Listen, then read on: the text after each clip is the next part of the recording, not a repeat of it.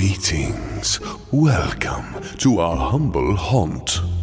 I am your ghost host, and these two unfortunate souls are my assistants. What are you looking at? You never saw a talking corpse before. Oh, they look delicious. Gentlemen, please, mind your manners. We have guests. Pardon them, they don't get out much.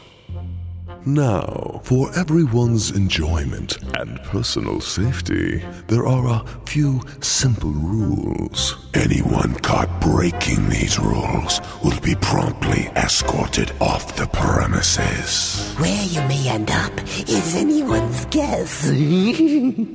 No smoking or open flames allowed on the premises. No ifs, ands, or buts. He said butts. Get it? Butts.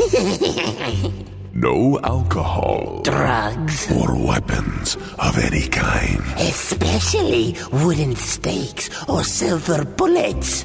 They're so 19th century. No running, pushing, or foul language. As our dead uncle likes to say, touch nothing, and nothing will touch you. Lastly, enjoy your visit. It may be your last. Can we eat them now? I haven't seen anything so appetizing in centuries. Thank you for coming. And from all of us spooks to all of you, Happy Halloween!